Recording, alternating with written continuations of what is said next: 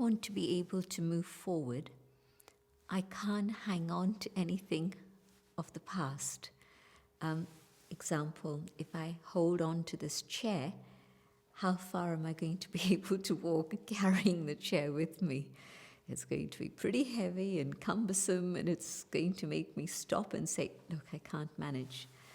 And so sometimes we'd like to be able to move forward in our life, and yet we find ourselves stuck with things. And I think that's a moment, if I'm on a spiritual journey, to actually ask myself the question, where is it that I'm stuck, and why am I stuck? And maybe what I'll find is that I haven't been able to forgive. Maybe myself, maybe others, and as a result of that, I'm not able to step forward.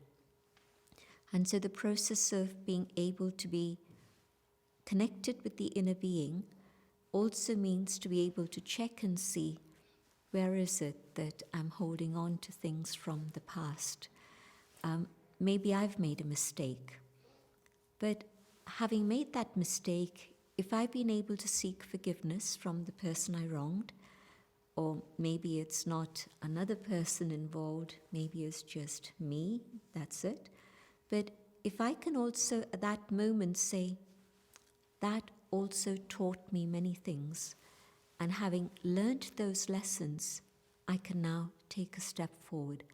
I don't have to keep rewinding the memory track and come back again and again with that same feeling or that particular memory. And so with compassion for the self, I can learn to let go and say, okay, realization, and now step forward. And if I've been able to forgive myself, it's more likely that I can learn to forgive others around me.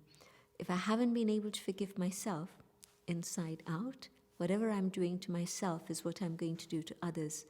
I won't be able to forgive them either.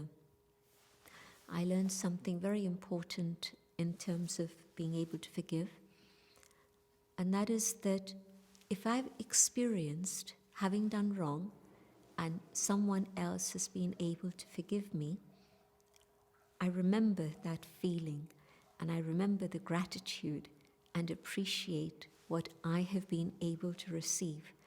And in return, this is what I do to another. And where I don't forgive, more than likely others around me are not going to forgive me either. There's a mechanism, a subtle mechanism of energy that's at work. I forgive, others will forgive me. I don't forgive, the others are going to hold my mistakes and put them in front of me again and again. Let me begin at the start. There's a paradigm shift that happens when I decide that it is important to connect with the inner being, the soul. And so that understanding really makes 180 degrees difference in everything that I see and do. And so spirituality changes my perception, but then further, I also begin to see what are the things that I need to do within myself to bring about changes, because there's a passion that emerges that I want to let go of the things that are incongruent with that purity that I've now understood. And so I've had a taste of that. I've had a glimpse of it, the peace, the truth, the love, the purity in my meditation. And I want to actually be able to keep it with me all the time. And so then the next step is that I have to check and see, is my thinking connected with what it is I say and do, or is there a big difference? Is there a gap? And is there a way that I can align everything together? The way I think, the way I feel, the way I speak, and the way I do.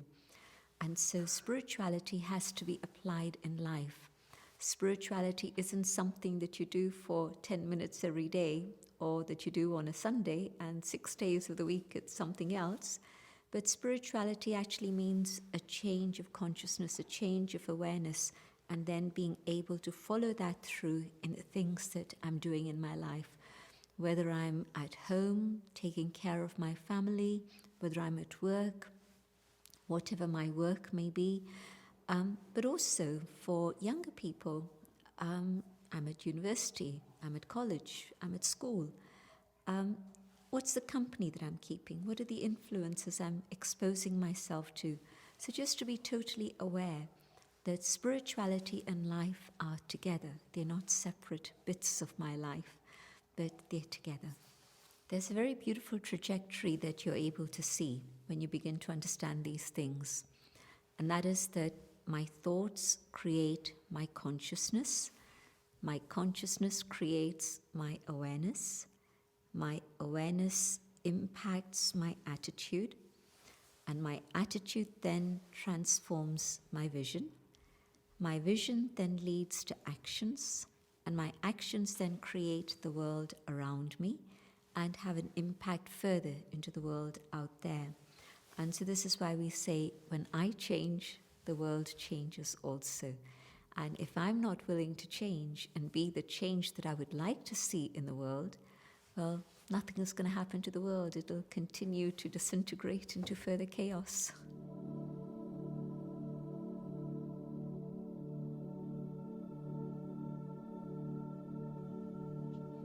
And now,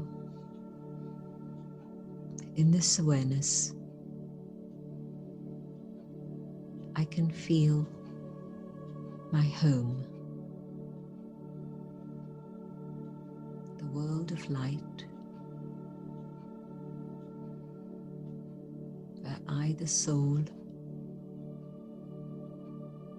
exist just simply as a point of light, without any physical form.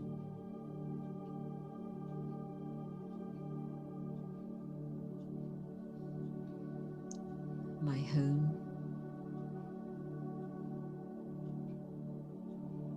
is the world of infinite light, unchanging,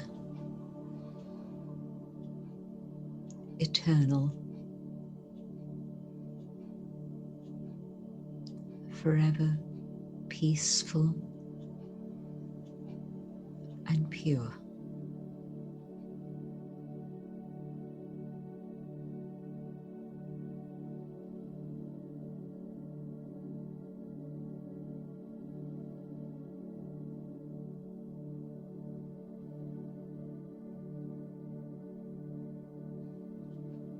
A world of stillness, a world of silence, of purity, a place where there are no walls.